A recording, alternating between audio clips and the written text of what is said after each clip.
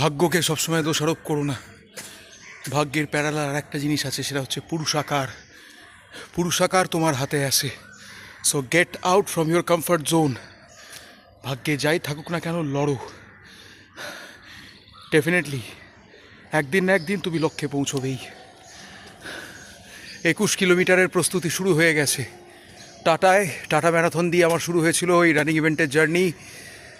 10 kilometre পরপর 2 বছর দৌড়ালাম, এবার হাফ ম্যারাথনে উঠতে হবে। টাটা দিয়েই শুরু করব ডিসেম্বরে। অনেক সময় আছে, কিন্তু একদিনও নষ্ট করলে চলবে না। প্রত্যেকটা দিন কাজে লাগাতে হবে। আজকে প্রায় 5 কিলোমিটার দৌড়ালাম, 4.73 কিলোমিটার, সময় লাগলো 31 মিনিট। এখান থেকে শুরু হোক। আমার মনে আছে মাঝে 2 বছর যে মাঠটা বন্ধ ছিল, 20-21, তারপর 22-এ যখন খুললো, আমি একটা গোটা রাউন্ডও চক্কর লাগাতে পারতাম না। কিন্তু আজকে টানা 8 ঘন্টা জগিং করলাম, কোনো ব্যাপারই নয়। রোজ নিয়মিত অভ্যাসের মাধ্যমে নিজেকে নিজে ছাপিয়ে যাও, অন্যকে হিংসা করো না। প্রতি মুহূর্ত নিজেকে চ্যালেঞ্জ করো, নিজের থেকে আরও বেটার হতে চেষ্টা করো, ব্যাস। অন্যকে হিংসা করে পিএনপিসি করে সময় নষ্ট নয়। পিএনপিসি করলে নিজেকে করো, আত্মসমালোচনা করো। চলো শুরু হোক।